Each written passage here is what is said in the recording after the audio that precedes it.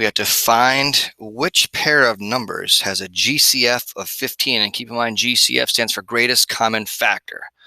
Well, if something is a greatest common factor, that simply means you can use that number to count to get there. So what I'm going to do here is simply count by 15s and see what numbers I land on. Okay, so here we go. 15, 30, 45, 60, 75, and I'm going to stop at 90 because that's outside all of the numbers that are inside that purple box. So I got to see which numbers up here on the list did I land on. So let's see, I landed on a 15, but I didn't land on a 10. So that means option A, you are out. Can't be you.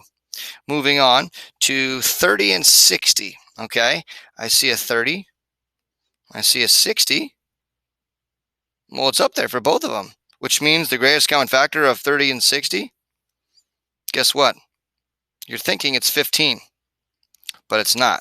The reason why it's not is because if you can count to 30 and jump from 30 to 60, the GCF of this one is actually 30, because if you counted by 30, you should go 30, 60. So it's not option B. Moving on to option C, 21 and 45. Let's see, I can count by 15s and land on 45, but I can't count by 15s and land on 21 because it's not in my list. So C is out. So the only option that's left is option D.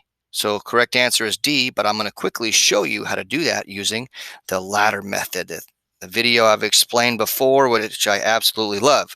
So we start with the numbers 45 and 75, and we do an L for ladder. We pull out a common factor. We're factoring. A common factor of 45 and 75, I already know one of them is 5. How do I know that?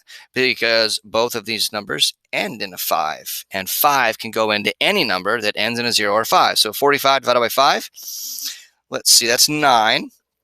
And then 75 divided by 5, I'll just tell you right now, I'm using the calculator for this. I know we could do this in our head, but 75 divided by 5 is 15. So I'm going to write a 15 right here. Then I do another L for ladder method. Now I'm dividing by any other common factor I can think of. I'm really good at my math facts, at least I am with these two. And I know that 3 is a common factor of 9 and 15. So I'm going to divide both the 9 and 15 by 3. 9 divided by 3 is 3. And then the 15 divided by 3 is 5. And now I'm stuck with prime numbers. 3 and 5 are prime, which means I can't divide both 3 and 5 by any other number other than the number 1.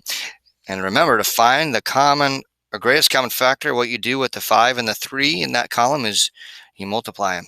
And 5 times 3 ends up giving us the greatest common factor of 15, which is why the GCF that's of 45 and 75 is 15.